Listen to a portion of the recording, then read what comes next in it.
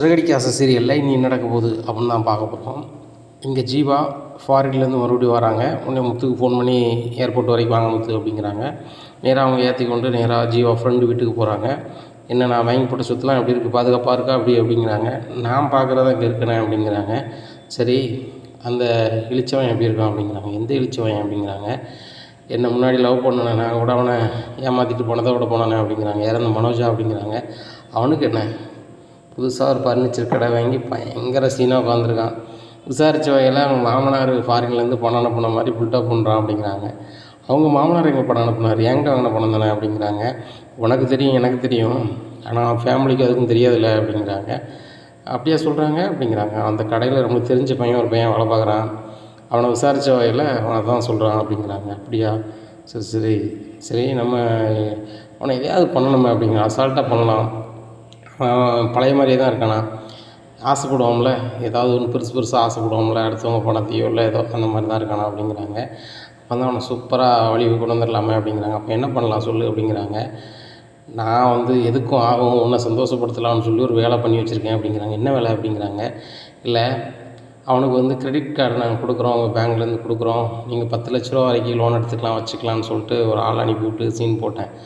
அவனும் அதை நம்பி எல்லா பேப்பர்லையுமே கையெழுத்து போட்டிருக்கான். ஒரு ப்ரோ நோட்டில் கையெழுத்து வாங்கி வச்சுருக்கேன், ஒரு செக்கில் கையெழுத்து வாங்கி வச்சுருக்கேன், ஒரு பத்திரத்தில் கையெழுத்து வாங்கி வச்சுருக்கேன், 3 வகையாக வாங்கி வச்சுருக்கேன்.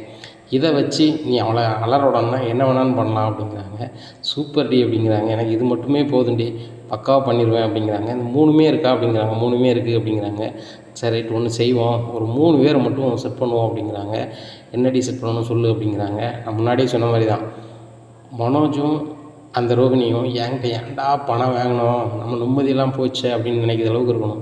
இப்போ நீ 3 டாக்குமெண்ட்டில் கையெழுத்து வாங்கியிருக்க, அப்போ அவன் படித்து பார்த்துட்டு போடலையா அப்படிங்கிறாங்க. அவன் எங்கடி படித்து பார்த்துருக்கான், பழைய மாதிரியே தான் இருக்கான். கிரெடிட் கார்டில் நீங்கள் 10 லட்ச ரூபா வரைக்கும் எடுத்துக்கலாம், அதையும் இஎம்ஐ கொஞ்சம் கொஞ்சம் கட்டலான்னு சொன்னோன்னா அதையும் நம்பியிருப்பான் போல். அதுபோக 1ஆந்தேதியிலேருந்து 10ஆந்தேதிக்குள்ளே கட்டியிருக்கோம், ஒன்றும் பிரச்சனை இல்லைன்னு சொன்னோன்னா வாயை பிளந்துட்டு சரின்னு இருப்பான் போல். அப்போ உடனே பணத்தை கட்டுப்பாம்ல, கிரெடிட் கார்டை கட்டுப்பாம்ல அப்படிங்கிறாங்க. இல்லை, ஒரு வாரம் கழிச்சு வரும்னு சொல்லி சமாளிச்சுட்டு வந்தான். அதனால் அவன் வாயை பிளந்துக்கிட்டு கையெழுத்து போட்டான். அவன் பொண்டாட்டிலாம் அந்த நேரத்தில் கையெழுத்து வாங்கியிருப்ப, இல்லைன்னா தான் அவள் விவரமாக இருந்துட்டு போல அப்படிங்கிறாங்க. அவளும் இருக்க தான் செஞ்சுருக்கா. ஏன்னா அந்த ஃபோட்டோஸை பாரு, அங்கே வேலை பார்க்குற பையங்களே அனுப்பிவிட்டது பாரு, நம்ம ஒற்றன் உள்ள இருக்கானுங்களே அவனை அனுப்புனது தான், 2 பையங்க நம்மளுக்கு வேண்டிய பையங்க இருக்காங்க அப்படிங்கிறாங்க. உடனே பார்க்குறாங்க, ஆமாம் அவளுக்கா, சரி சரி ஒரு 3 பேர் மட்டும் செட் பண்ணுவோம் அப்படிங்கிறாங்க. கரெக்டாக பண்ணிடலாம் அப்படின்னு சொல்லிட்டு ஒரு 3 பேர் அலைஞ்சு ரெடி பண்ணுறாங்க. அவங்ககிட்ட சொல்கிறாங்க, உங்களுக்கு ஒரு 50,000 ரூபா தந்துடுவோம், ஆளுக்கு 50 ரூபா தந்துடுவோம், 1,50,000 ரூபா தந்துடுவோம், சரியா 3 பேருமே ஷேர் பண்ணிக்கோங்க. ஆனால் நாங்கள் சொல்கிறத நீங்கள் செய்யணும் அப்படிங்கிற, என்ன செய்யணும் அப்படிங்கிறாங்க. 3 பேருக்குமே பணம் தரணும் அப்படின்னு சொல்லிட்டு 3 பேருக்குமே வக்கீல் நோட்டீஸ் அனுப்புங்க அப்படிங்கிறாங்க. உடனே அவங்க ஃப்ரெண்டு சொல்கிறாங்க, ஏன்டி இந்த மாதிரி ஒரு பத்திரம் வந்திருக்கான், அதுக்கு நம்ம வக்கீல் நோட்டீஸ் அனுப்பலாம், ப்ரோ நோட்டு தந்திருக்கான், அதுக்கு வக்கீல் நோட்டீஸ் அனுப்பலாம்.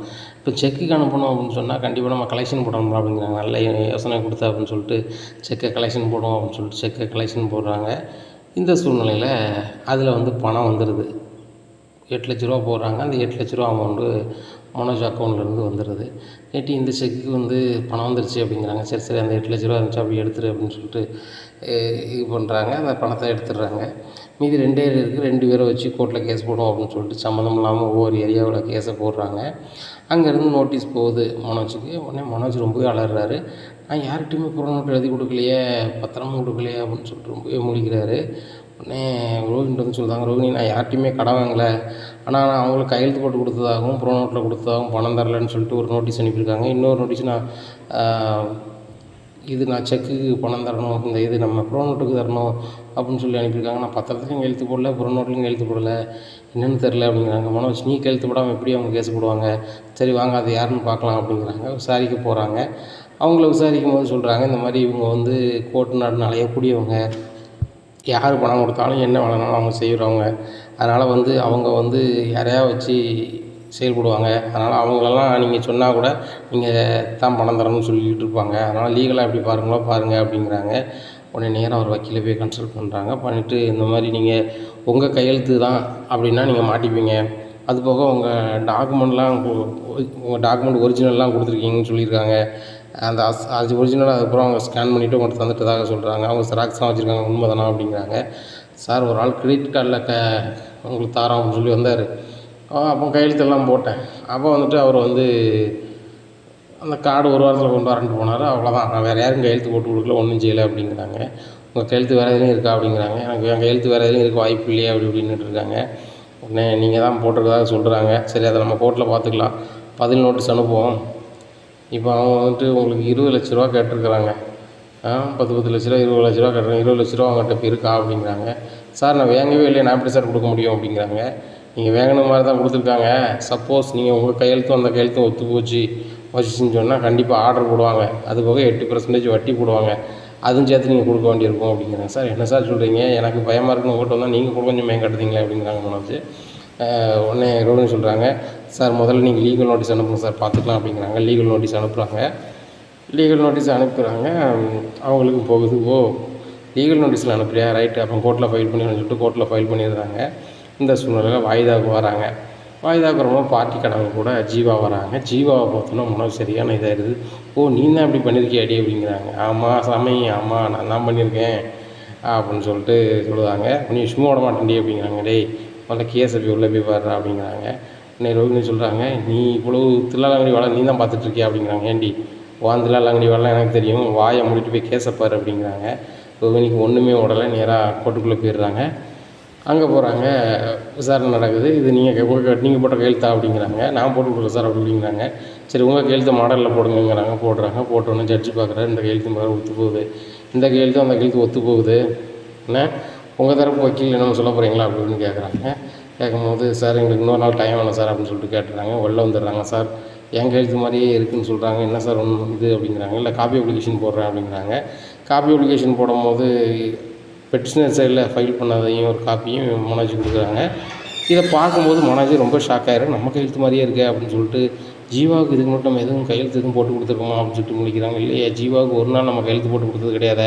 அவள் அக்கௌண்ட்டில் உள்ள பணத்தை நம்ம செலவு பண்ணியிருக்கோம். கடைசியாக நம்மகிட்ட பணத்தை எடுத்துகிட்டு ஓடினது தான். அதுக்கப்புறம் வந்து அந்த பணத்தை நம்ம ஸ்டேஷனில் வாங்கியிருக்கோம்.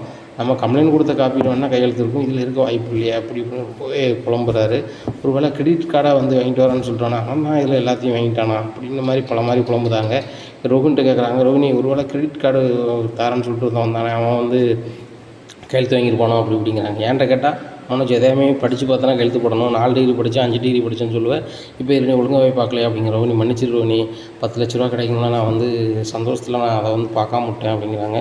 இப்போ பாரு, இந்த கோர்ட்டுக்கு கலைஞ்சிட்டேன், இன்னும் அடுத்த கோர்ட்டுக்கு நாளைக்கு வாய்தா வருது, என்ன செய்ய போகிற அப்படிங்கிறாங்க. சரி பார்த்துக்கலாம் அப்படிங்கிறாங்க. மறுநாள் அங்கே வாய்தாவுக்கு போகிறாங்க. அங்கேயும் இதே மாதிரி செக் பண்ணுறாங்க, கையெழுத்து ஒத்து போகுது. உடனே உங்கள் தரப்பில் நீங்கள் எப்போ ஃபைல் பண்ண போகிறீங்க கவுண்டர் ஃபைலிங் அப்படிங்கிறாங்க. உடனே வக்கீல்கிட்ட கேட்குறாங்க, சார் அந்த கோர்ட்லேயும் இந்த கோர்ட்லேயும் ஃபைல் பண்ணிடுங்க சார் அப்படிங்கிறாங்க. சரி ரைட், அப்போ நீங்கள் ஒரு 1 லட்ச ரூபா கொண்டாங்க சார். 1 லட்சமா அப்படிங்கிறாங்க. 1 லட்சம் வேணும் அப்படிங்கிறாங்க. நேராக பேங்க்கு போகிறாங்க. பேங்க்கில் போய் பணம் கேட்குறாங்க. உங்கள் அக்கௌண்ட்டில் பணம் இல்லை, இருந்த 8 லட்ச ரூபாயும் கலெக்ஷன் போட்டு எடுத்தாங்க அப்படிங்கிறாங்க. யார் கலெக்ஷன் போட்டு எடுத்தா அப்படிங்கிறாங்க. நீங்கள் தான் செக் கொடுத்துருக்கீங்க, செக்கில் வந்து கையெழுத்து போட்டுருந்தோன்னு நாங்கள் பணத்தை கொடுத்துட்டோம் அப்படிங்கிறாங்க. மனோஜ் தலையில் கையை வச்சு பேங்க் வாசலில் உட்காந்துருக்காங்க. ரோஹினி பின்னாடி வராங்க. என்ன மனோஜ் தலையில் கையை வச்சு உட்காந்துருக்கீங்க அப்படிங்கிறாங்க. பேங்கில் உள்ள அக்கௌண்ட்டில் உள்ள பணத்தையும் ஒழிச்சிருக்கு அப்படிங்கிறாங்க. என்ன சொல்கிறீங்க மனோஜ் அப்படிங்கிறாங்க. ஆமாம், 8 லட்ச ரூபாய்க்கு நான் செக் கொடுத்தேன்னு சொல்லிட்டு யாரோ பணம் வாங்கிட்டு போயிருக்காங்க, ஆனால் நான் கொடுக்கவே இல்லை ரோஹினி அப்படிங்கிறாங்க. மனோஜுங்க பாருங்கள், அந்த 2 கோர்ட்லையுமே உங்கள் கையெழுத்துங்கிறாங்க, இதையுமே நீங்கள் செக்கு கொடுத்துருக்கீங்கன்னு சொல்கிறீங்க. அந்த ஜீவா வந்து ஒன்றால் நம்ம தில்லாலங்கடி ஆள், அவளுக்கு நீங்கள் வந்து அவள் கூட பழகும்போது கையெழுத்து போட்டு கொடுத்தீங்களா அப்படிங்கிறாங்க. ரோஹினி லூஸ் மாதிரி நீ பேசுகிற, இந்த பேங்க் அக்கௌண்ட் வந்து நம்ம கல்யாணம் முடிச்ச பிறகு நம்ம 2 பேரும் ஓப்பன் பண்ணது, என்ன இருக்கா அப்படிங்கிறாங்க. ஆமாம் அப்படிங்கிறாங்க. அப்போ அவளுக்கு எப்படி தெரியும் அப்படிங்கிறாங்க. அப்போ இந்த கிரெடிட் கார்டுன்னு ஒருத்தன் வந்தாமல் அவன் தான் எல்லாத்தையும் கையெழுத்து வாங்கிருக்கணும் அப்படிங்கிறாங்க. உடனே அவன் சிசிடிவி ஃபுட்டேஜில் இருக்கானான்னு பார்ப்போம் அப்படின்னு சொல்லிட்டு போகிறாங்க. அந்த நேரத்தில் அந்த கடையில் சிசிடிவி ஃபுட்டேஜ் அந்த டயத்தில் மட்டும் ஆஃப் ஆகிருக்கு. இப்போ நேரத்துக்கு மட்டும் ஆஃப் ஆகிருக்கு அப்படின்னு சொல்லிட்டு முழிக்காரு மனோஜ். அவருக்கு அப்பவும் தெரியல, இந்த கடையில் 2 ஒர்க்ஷன் இருக்காங்க, நம்மளை வந்து கூடவே சேர்ந்து குழி பறிக்கிறதுக்கு அப்படின்னு சொல்லி அவருக்கு தெரியவே இல்லை. அந்த கடையில் வேலை பார்க்குற 2 ஸ்டாஃப் தான். உடனே மறுநாள் அந்த கோர்ட்டுக்கு போகிறாரு. அங்கேயும் இங்கேயும் வந்து உங்களுக்கு வந்து எதிராக தான் இருக்குது அப்படின்னு ஜட்ஜே சொல்லிடுறாரு. இந்த சூழ்நிலையில் ஜட்ஜ்மெண்ட் போடுறாங்க. ஒன்று, நீங்கள் இப்போ அவங்க கேட்குற பணத்தை கொடுங்க, இல்லையா செட்டில்மெண்ட் பண்ணிக்கிடுங்க, இல்லையா நான் ஜட்ஜ்மெண்ட் போட போகிறேன் அப்படிங்கிறாங்க. சார் பார்த்து செய்யுங்க சார் அப்படிங்கிறாங்க. இது கோர்ட்டு பார்த்துலாம் செய்ய முடியாது, அதனால் நீங்கள் குற்றவாளின்னு அறிவிக்கிறேன்னு சொல்லிட்டு அறிவிச்சிடுறாங்க. அறிவிச்சிட்டு இந்த மாதிரி நீங்கள் கொடுக்க வேண்டிய பணத்துக்கு உங்கள் கடையை ஏலம் போட்டு அவங்க எடுத்துக்கிடணும் அப்படிங்கிறாங்க. இந்த சூழ்நிலையில் மனோஜுக்கு என்ன செய்யனே தெரியல. நம்மகிட்ட பணமும் இல்லை, ஒன்றும் இல்லை. இந்த ஏலத்தை நிப்பாட்டணும்னா கண்டிப்பாக நம்ம அந்த பணத்தை கட்டி ஆகணுமே அப்படின்னு சொல்லிட்டு நேராக ஸ்ருதிகிட்ட போகிறாங்க. ஸ்ருதி, எனக்கு நீ ஒரு உதவி செய்யணும் அப்படிங்கிறாங்க. என்ன உதவி செய்யணும் அப்படிங்கிறாங்க. இல்லை எனக்கு ஒரு 20 லட்ச ரூபா வேணும் அப்படிங்கிறாங்க. 20 லட்சமா அப்படிங்கிறாங்க. இல்லை உங்கள் அப்பாட்டையும் உங்கள் அம்மாட்டையும் கேட்டால் இது பெரிய அமௌண்ட் கிடையாது, சின்ன அமௌண்ட்டு தான், அதனால் எப்படியாவது ரெடி பண்ணி கொடு அப்படிங்கிறாங்க. இல்லை மனோஜ் தப்பாக நினச்சிக்காதீங்க, நான் எங்கள் அப்பாட்டையும் எங்கள் அம்மாட்டையும் பணம்னு கேட்டதில்லை. உங்களுக்கு வேணும்னா நீங்கள் வந்து உங்கள் அம்மா மூலமோ யார் மூலமாக கேளுங்க, எங்கள் அப்பாட்ட பேசுங்க, நானாக எங்கள் அப்பாட்ட கேட்க வாய்ப்பு இல்லை, தப்பாக நினச்சிக்காதீங்க அப்படிங்கிறாங்க. அப்போது நகையாவது கூட அப்படிங்கிறாங்க. இங்கே பாருங்கள் மனோஜ், நகை நான் சம்பாத்தியம் பண்ணதில்லை, எல்லாம் உடனே தந்துடுவேன். இது வந்து எங்கள் அம்மாவோ எங்கள் அப்பாவோ சம்பாத்தியம் பண்ணது, அவங்கள கேட்காம நான் தர முடியாதுல்ல அப்படிங்கிறாங்க. அப்போ கேட்டு தாங்களேன் அப்படிங்கிறாங்க. என் வீட்டுக்கார் பிஸ்னஸ் பண்ணுறாருன்னா வச்சு விடுன்னு சொல்லுவாங்க, உங்களுக்கு வச்சு தரது யோசிப்பாங்கள்ல, உங்களுக்கு புரியுதில்ல அப்படிங்கிறாங்க. மனோஜ் பார்க்குறாரு, இனிமேலும் இந்த பிள்ளைகிட்ட கேட்டிருந்தா சரியாக வராது, நம்ம பேசாமல் சுருதி வீட்டுக்கு போயிடுவோம்னு சொல்லிட்டு சுருதி வீட்டுக்கு போகிறாங்க. வணக்கம் சார் அப்படிங்கிறாங்க. வாசுதேவனை பார்த்துருந்தேன். வாசுதேவனுக்கு சரியான கடுப்பாக இருக்குது, அண்ணாமலை மோகம் வந்திருக்கான்னு. உன்னையார் உள்ளோட்டா அப்படிங்கிறாங்க. மாமா என்ன இப்படி பேசுகிறீங்க அப்படிங்கிறாங்க. பாரு உங்கள் தம்பி கட்டியிருக்காரு, அவ்வளோதான், உங்களெல்லாம் நான் வந்து பணிஞ்சு போடணும் அவசியம் இல்லை அப்படிங்கிறாங்க. எனக்கு அவனை நான் தம்பியாகவே எடுத்துக்கல, எனக்கு அவனை பிடிக்க தான் செய்யாது, இவ்வளோ பெரிய பணக்கார வீட்டில் வந்து இப்படி பண்ணிட்டான வச்சிட்டானே எனக்கு கடுப்பாக தான் இருந்துச்சு. நானும் ஒரு பெரிய பணக்கார வீட்டில் தான் பொண்ணு விட்டுருக்கேன், எங்கள் மாமனார் பெரிய கோடீஸ்வரர், எங்கள் மாமன் ஒரு 4 நாளில் ஃபாரின்லேருந்து வராரு, அவர் பிஸ்னஸ் பூரா என்கிட்ட தர போகிறாரு, அவர் சொத்து பத்தெல்லாம் எங்கள் பேர் தான் எழுதி வைக்க போகிறாரு. ஆனால் இன்றைக்கி நிலைமையில் எனக்கு ஒரு பிரச்சனை இருக்குது, என் கடை மேலே ஒரு ஆள் கேஸ் போட்டிருக்காங்க 2 பேர், அவங்களுக்கு நான் பணம் கொடுத்து செட்டில்மெண்ட் பண்ணால் மட்டும்தான் கடை எனக்கு வரும், அதனால் எனக்கு ஒரு 20 லட்ச ரூபா வேணும் அப்படிங்கிறாங்க. உடனே இவர் சொல்கிறாரு, 20 லட்ச ரூபா தருது மேட்ரு கிடையாது, உங்கள் தம்பிக்கு நான் ஒரு டிமாண்ட் சொல்லியிருக்கேன், அதை வந்து அவர் கேட்பாரான்னு கேளுங்க அப்படிங்க. என்ன அப்படிங்கிறாங்க. அவருக்கு வந்து நான் வந்து பெரிய ஹோட்டல் ஒன்று ரெஸ்டாரண்ட் வச்சு கொடுக்குன்னு சொல்கிறேன், அவர் கேட்க மாட்டேங்கிறாரு. அவர் சரின்னு சொல்லிட்டாருன்னா இந்த 20 லட்ச ரூபாயும் அந்த ரெஸ்டாரண்ட்டுக்குள்ள பணத்துக்கு நான் தந்துடுறேன், நீங்கள் மட்டும் அதை மட்டும் ஓகேனான்னு கேட்டுவாங்க அப்படிங்கிறாங்க. உடனே சுதா சொல்கிறாங்க, ஏங்க அதில் இவருக்கு பணத்தை கொடுங்க அப்படிங்கிறாங்க. இல்லை சுதா, நான் சொன்னால் சரியாக தான் இருக்கும் அப்படிங்கிறாங்க. எனக்கு தாங்க அவசரம், அவனுக்கு அவசரம் இல்லை அப்படிங்கிறாங்க. பாருப்பா, உன் அவசரத்துக்கு நான் பணம் தர முடியாது, உனக்கு பணம் வேணுமா உன் தம்பியை வந்து சம்மதிக்க வச்சுட்டு வா, உன் சொல்ல உன் தம்பி கேட்பான்ல, சம்மதிக்க வச்சுட்டு வா அப்படிங்கிறாங்க. நேராக போகிறாங்க ரவி ஹோட்டலுக்கு. என்ன மனோஜ் என் ஹோட்டலுக்கு தான் வந்திருக்கு அப்படிங்கிறாங்க. இல்லை நீ தானே எனக்கு உதவி செய்யணும் அப்படிங்கிறாங்க. என்ன உதவி செய்யணும் அப்படிங்கிறாங்க. சாப்பிடும் முதல்ல அப்படிங்கிறாங்க. சாப்பாடெலாம் வேண்டாம், எனக்கு அவசரமாக 20 லட்ச ரூபா வேணும் அப்படிங்கிறாங்க. என்னடா டிஃபனை கட்டி சாப்பிட்ற மாதிரி 20 லட்ச ரூபா கேட்குறேன் அப்படிங்கிறாங்க. டேய் உங்கள் மாமான்ட்ட வாங்கி தடா அப்படிங்கிறாங்க. நான் அப்புறம் வாங்க முடியும் அப்படிங்கிறாங்க. நீ கேட்டவங்க மாமா எத்தனை கோடி ரூபான்னு தர தயாராக இருக்காரு, வா போய் கேட்போம் அப்படிங்கிறாங்க. நான் வரல அப்படிங்கிறாங்க. இல்லை உனக்கு ரெஸ்டாரண்ட் வச்சு தரங்கிறாரு, எனக்கு 20 லட்ச ரூபா தரங்கிறாரு, உனக்கு எங்கடா 20 லட்சம் அப்படிங்கிறாங்க. டேய் வீட்டில் நான் யார்ட்டையுமே சொல்லடா, 20 லட்ச ரூபா கேட்டு கேஸை போட்டிருக்காங்க 2 பேர் அப்படிங்கிறாங்க. ஏன்டா நீ கொடுக்கணுமா இருக்கும் அப்படிங்க. நான் யாருக்கும் கொடுக்க வேண்டாம், என்கிட்ட யாருக்குமே ஒரு பிள்ளை ஏமாற்றிட்டு போனால. ஆமாம், அவள் கேஸை போட்டிருக்கா அப்படின்னு. அவள் கேஸை போட்டிருக்காள், அவன் மேலே தான் நீ கேஸை கொடுத்துருக்கிய அப்படிங்கிறாங்க. உடனே இல்லைடா அவள் தான்டா கேஸை போட்டிருக்கா. ஏய் என்னடா சமாளிக்கிற, ஏமாற்றிட்டு இருக்கப்படா அப்படிங்கிறாங்க. ஆகா ரவிட்ட உடம்பிட்டோம்னு சொல்கிற, ரவி எப்படியாவது வாங்கி தர ரவி, எனக்கு ஒரு கதைக்கு தேவைப்படுது அப்படிங்கிறாங்க. இல்லை வாய்ப்பே இல்லை அப்படிங்கிறாங்க. இந்த சூழ்நிலையில் முத்துக்கு ஃபோன் அடிக்கிறாரு ரவி. இந்த மாதிரி இப்போ தான் மனோஜ் போகிறாங்க, என்கிட்ட வந்து உடனே 20 லட்ச ரூபா வேணுங்க. கேட்டால் வந்து ஏற்கனவே ஒரு பிள்ளை நீ பணம் ஏமாற்றிட்டு போனால, அந்த பிள்ளை வந்து என் மேலே கேஸை போட்டிருக்க ஆளை வச்சு, அதனால் அவன் மேலே அது செட்டில்மெண்ட் கொடுக்கணும், 20 லட்ச ரூபா கேட்குறான், 20 லட்ச ரூபாய் மாமாட்ட வாங்கி தாங்கிறான் அப்படிங்கிறாங்க. என்னடா கதை, அவள் எங்கேயோ வெளிநாடு ஓடிட்டா, அவட்ட பணம் வாங்கலாம் வைக்கலான்னு சொல்லிட்டு இருந்தான், இப்போ என்னன்னா அவள் கோர்ட்டு கேஸ் நீ அழைக்கிறான், இப்போ செட்டில்மெண்ட் கொடுக்கணும்னு சொல்லி 20 லட்ச ரூபா கேட்குறானா அப்படின்னு சொல்லிட்டு அவன் எங்கே இருக்கான் அப்படிங்கிறாங்க. டேய் கடைக்கு வந்து போனால் எங்கே இருக்கான்னு தெரில, நீ வேணா ஃபோன் அடிச்சிக்கல அப்படிங்கிறாங்க. உடனே ஃபோன் அடிக்கிறாங்க. அவர் பார்க்கில் உட்காந்து ஒரு நண்பர்கிட்ட மக்கா யார்ட்டையாவது 20 லட்ச ரூபா பட்டிதா அப்படிங்கிறாங்க. இப்போ பாரு 20,000 ரூபா அவன்கிட்ட கொடுத்துட்டு நான் பட்ட பாடு எனக்கு தான் தெரியும், அவன் வீட்டமாக தான் கொடுத்தாங்க, நீ 20 லட்ச ரூபா கேட்குறேன், நீ தான் பெரிய பிஸ்னஸ் மேனே அப்படிங்கிறாங்க. இல்லை இப்போ எனக்கு பிஸ்னஸை காப்பாற்றலாம் அந்த 20 லட்ச ரூபா வேணும், இல்லைனா கடையை ஏலம் போட்டுருவாங்க, அந்த ஏலத்துக்கு போட்டணும் அப்படிங்கிறாங்க. இங்கே பாருப்பா, கையில் வெண்ணையை வச்சுக்கிட்டே நீ அலையாத, உன் பொண்டாட்டி பெரிய கோடீஸ்வரி, அவளுக்குலாம் 20 லட்ச ரூபா பெரிய மேட்ரு கிடையாது, நீ அவன்கிட்ட சும்மையாவது பொம்மாத்து பண்ணி அங்கே கேளு அப்படிங்கிறாங்க. எவ்வளவோ பொம்மாத்து பண்ணி பார்த்துட்டேன், அவளும் பணத்தை கேட்டு தான் அலைஞ்சிட்ருக்கா அப்படிங்கிறாங்க. அவள் பெரிய கோடீஸ்வரனா, அவளுக்கு சோர்ஸ் எதுவும் இல்லையா அப்படிங்கிறாங்க. எல்லாமே மலேசியாவில் லாக்கில் இருக்குது, இன்னும் ஒரு 4-5 நாளில் அது லாக் ரெடி ஆயிரும், சரியாயிரும், நீ எப்படியா ரெடி பண்ணி கொடு அப்படிங்கிறாங்க. இங்கே பாருப்பா, நான் உருண்டாலும் பிறண்டாலும் 1 லட்ச ரூபா தான் என்னால் பற்ற முடியும், மீதி 19 லட்ச ரூபா பற்றிவிடுவா அப்படிங்கிறாங்க. சரி 1 லட்ச ரூபா ரெடி பண்ணி கொடு அப்படிங்கிறாங்க. 1 லட்சம் பற்றி கொடுக்குறாங்க. இந்த சூழ்நிலை 1 லட்ச ரூபா வச்சு டீல் பேசுகிறாங்க. 1 லட்ச ரூபா வச்சுலாம் டீல் பண்ண முடியாது, ஏலத்தை ஃபுல் அமௌண்ட் ரெடி பண்ணி கொண்டு வாங்க அப்படிங்கிறாங்க.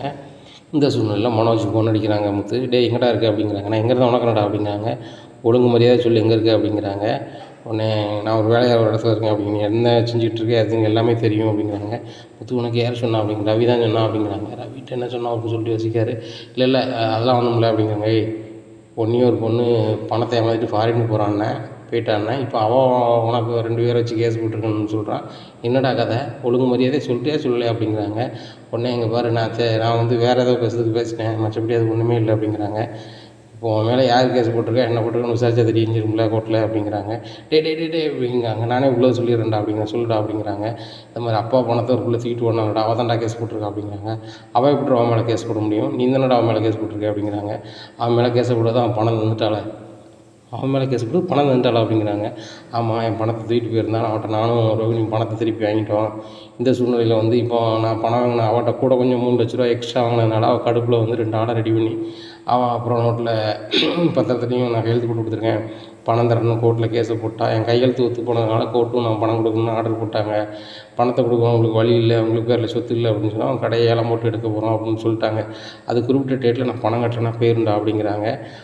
முத்து சிரிக்கிறாரு. சூப்பர்டா சூப்பரு, நீ திருடனா உன்னோட அவள் பக்கா திருடியாக இருக்கா, கரெக்டாக தான் பண்ணியிருக்கா. அந்த பிள்ளை ஒன்றும் பண்ணலையே, நீ வந்து 27 லட்ச ரூபாய்க்கு வட்டி போட்டு எடுத்த, அந்த பிள்ளைக்கு 3 லட்ச ரூபாய்க்கு வட்டி போட்டு உன் கடை எடுக்க போகிற, அவ்வளோதானே வித்தியாசம் அப்படிங்கிறாங்க. உடனே டேய் முத்து ஏன்டா இப்படி பேசுகிற அப்படிங்கிறாங்க. இல்லைப்பா உன் பொண்டாட்டி பெரிய பார்லர் ஓனரு, அவள் பெரிய பணக்காரி, நீ பெரிய பிஸ்னஸ் மேன், உனக்கு இதை சமாளிக்க முடியாதா? அப்பா பணத்தை வச்சுக்கிட்டு நீ இப்படி உன் மாமனார் பணம் இருந்தாங்க அப்படி இப்படி ஏமாத்திட்டே தானே, அப்பா பணத்தை நீ வச்சுருக்க ரைட்டு, மாதம் 50 ரூபா கொடுக்கன்ட்ருக்க, நீ என்ன செஞ்சியா அது செஞ்சான்னு தெரியும் கேட்க போகிறதில்ல, மாதம் 50 ரூபா வந்தாகணும், வரலை அப்படின்னா இந்த வீட்டில் இருக்க மாட்டேன் அப்படிங்கிறாங்க. டேய் நான் இருக்க நிலமை நான் புரியாமல் பேசிகிட்டு இருக்கேன் அப்படிங்கிறாங்க. நீ என்ன நிலமையில் இருந்துட்டு போ, உங்கள் அப்பா பணத்தை தூக்கிட்டு போய் நீ தொழில் ஆரம்பிச்சிட்டு உங்கள் மாமனார் பணம்னு ஏமாற்றிட்டு இருக்க, நான் இப்போவும் அதை வீட்டில் சொல்ல போகிறது கிடையாது, ஆனால் மாதம் 50 ரூபா நெஞ்சிருக்கணும் வந்திருக்கணும் இல்லைங்கடா அப்படிங்கிறாங்க. டேய் அதெல்லாம் இருக்குன்னுடா, முதல்ல யார்ட்டையாவது பணம் ஒரு 19 லட்ச ரூபா ரெடி பண்ணித்தா அப்படிங்கிறாங்க. வெறும் 19 ரூபா கூட நான் யார்ட்டையும் ரெடி பண்ணி தர மாட்டேன் உனக்கு, நல்லா ஃபோனை வை அப்படிங்கிறாங்க. உடனே மீனாட்ட நடந்தது சொல்கிறாங்க. மீனா வந்து இந்த இந்த திருட்டு பையன் தான் வந்து அப்பா பணத்தை இது பண்ணியிருக்கான் அப்படிங்கிறாங்க. அதான் தெரிஞ்ச விஷயமேங்க அப்படிங்கிறாங்க. இல்லை மீனா நான் சொல்லதை ஃபுல்லாக கேளு, ஒரு புள்ள வந்து பணத்தை ஏமாற்றி வெளிநாட்டுக்கு போயிட்டு வச்சுன்னு சொன்னாம்லாம், அந்த பிள்ளைகிட்ட இவன் பணம் வாங்கி தான் இவன் வந்து ஃபர்னிச்சர் கடையே ஆரம்பிச்சிருக்கான். ஆனால் என் மாமனார் பணம்னு சொல்லி 2 பேருமே ஏமாற்றிருக்காங்க. 2 பேரையும் ஃப்ராடுங்கும்போது நீ ஃப்ராடுங்க கூடாதுன்னு சொன்னேன் பத்தல அப்படிங்கிறாங்க. என்னங்க இப்படி பண்ணி வச்சுருக்காங்க அப்படிங்கிறாங்க. அவன் அந்த மாதிரி வேலை தான் பார்ப்பான், அவனுக்கு நேர்மையான வேலை தான் பார்க்க தெரியாது, திருட்டு வேலை கரெக்டாக பார்ப்பான், ஆனால் மாட்டிப்பான், வேறு என்ன இவன் மாட்டிக்கிட்டான். இப்போ அந்த பிள்ளை வந்து இவன் 3 லட்ச ரூபா எக்ஸ்ட்ரா வாங்கினதுனால அவள் 2 பேரை வச்சு கேஸை போட்டான். கோர்ட்லேயும் இவன் கையெழுத்து ஒரே மாதிரி ஒத்து போகிறனால ஆர்டரும் போட்டாங்க. அதனால் தலைவர் வந்து 20 லட்ச ரூபா கொடுக்கலன்னா கடை போயிருமா, கடையை ஏலம் விட்டுருவாங்களாம் அப்படிங்கிறாங்க. என்னங்க சொல்கிறீங்க, 20 லட்ச ரூபா கொடுத்து எப்படிங்க திருப்புவார் அப்படிங்கிறாங்க. நம்ம என்ன செய்ய முடியும்னா நம்ம கையில் தான் கொடுக்க முடியும், நம்ம ஒன்றும் செய்ய முடியாது.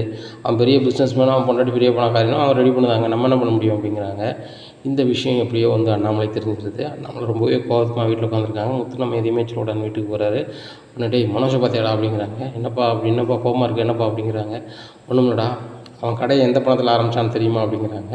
உடனே தெரிலப்பா அப்படிங்கிறாங்க. தெரியலையா அவனுக்கு அப்படிங்கிறாங்க. உடனே சொல்லுங்கப்பா அப்படிங்கிறாங்க. ரவி தாண்டா நான் ஃபோன் அடித்தான் அப்படிங்கிறாங்க. ரவி உள்ளதை சொல்லிட்டானா அப்படின்னு சொல்லிட்டு அப்பா அப்படிங்கிறாங்க. டேய் உனக்கும் இது தெரிஞ்சிருக்கு என்கிட்ட நீ சொல்லலை அப்படிங்கிறாங்க. இல்லைப்பா நான் ஏற்கனவே கோவப்படுதுன்னு எல்லோரும் சொல்லுவாங்க, நான் ஏதாவது கோவப்பட்டு உனக்கு உடம்பு சரியில்லைப்பா எதுவும் ஆயிடக்கூடாதுன்னு சொல்லி தான்ப்பா நான் பொறுமை காத்தேன், ஆனால் அப்பா கொடுக்க வேண்டியதை மாதம் கொடுத்துட்டுன்னு சொல்லிட்டு போன வச்சிட்டேன்ப்பா அப்படிங்கிறாங்க. டேய் என் பணத்துலேயே அவன் கடை ஆரம்பிச்சிட்டு இப்போ வந்து என் மாமன் பணத்தில் வச்சேன்னு சொன்னான். கடைசியில் பார்த்தா அந்த பிள்ளையே இப்போ கோர்ட்டில் கேஸை போட்டு 20 லட்ச ரூபா கொடுக்கணும்னு சொல்லி ஆர்டர் வாங்கியிருக்கான். அது வரைக்கும் இவன் தெரியப்படுத்தலை. இந்த திருட்டுத்தனம் எவ்வளோ திருட்டுத்தனம் பண்ணுவான், இதுக்கு இந்த பிள்ளை ரோகிணியும் உடந்தையாக இருந்திருக்கா அப்படிங்கிறாங்க. அவன் பார்த்தாம்பா ரொம்ப கடுப்பாக இருக்குது, இந்த பிள்ளை வந்து முதல்லேருந்து எல்லாமே ஃப்ராடு தான், பார்த்தலாப்பா பார்லர் வந்து சொந்தமாக பார்லர் கிடையாது, ஆனால் சொந்த பார்லர் வச்சுருக்கேன், நான் சம்பாதிக்கிறேன்னு சொல்லி இந்த வீட்டில் பில்டப் பண்ணிகிட்டு இருந்தான். இவனும் நான் வேலைக்கு போகிறேன்னு சொல்லி பார்க்கில் சுற்றிட்டு இருந்தான். கடைசியில் நான் பிஸ்னஸ் பண்ண போகிறேன், எங்கள் மாமா பணம் விட்டாருன்னா அந்த பணமும் ஓன் பணம் தான், என்னப்பா இப்படிலாம் பண்ணிகிட்டு இருக்கான் இவனை நம்ம என்னப்பா செய்கிறது அப்படிங்கிறாங்க. உடனே சரி நான் மட்டும் பொறுமையாக இருப்பா, பணம் தந்துடுவோம்பா, மாதம் 50 ரூபா தரேன்ருக்காங்கப்பா, அப்படியே கழிக்கிட்டு வாங்க, மொத்தமாக தரதுக்கு ஒன்றும் வழி கிடையாதுப்பா, இப்போ அந்த பிள்ளை வேறு கோர்ட்டில் கேஸை போட்டால் இப்போ எப்படி எதிர்கொள்ள போகிறான்னு தெரியல, அந்த பிள்ளை யார் என்ன வரன்னு விசாரித்து அந்த பிள்ளைகிட்ட போய் பேசலாம்ப்பா அப்படிங்கிறாங்க. சரி முத்து, நீனே இதை ஒரு பொறுப்பாக எடுத்து ஏதாவது செஞ்சு அவனை காப்பாற்றி விடு முத்து அப்படிங்கிறாங்க. பார்த்தியாப்பா அவன் மேலே உனக்கு எவ்வளோ கோவம் இருந்தாலும் அவனுக்கு எதுவும் ஆயிடக்கூடாதுன்னு நினைக்கலாப்பா அப்படிங்கிறாங்க முத்து அண்ணாமலைகிட்ட. சரி என்ன செய்ய, நம்ம வீட்டு கதையோட வெளியே வந்து அசிங்கப்பட்டக்கூடாதுன்னு நினைக்கிறேன் அப்படிங்கிறாரு. சரிப்பா நான் அது என்னென்னு பார்க்குறேன் அப்படிங்கிறாரு முத்து. இனி என்ன நடக்கும் அண்ணாமலை குடும்பத்தில், மனோஜ் நிலைமை என்ன ஆகும் அப்படிங்கிறத பொறுத்து வந்து பார்க்கலாம். நம்ம சேனலை நீங்கள் மறக்காமல் லைக் அண்ட் சப்ஸ்கிரைப் பண்ணுங்கள். நன்றி, வணக்கம்.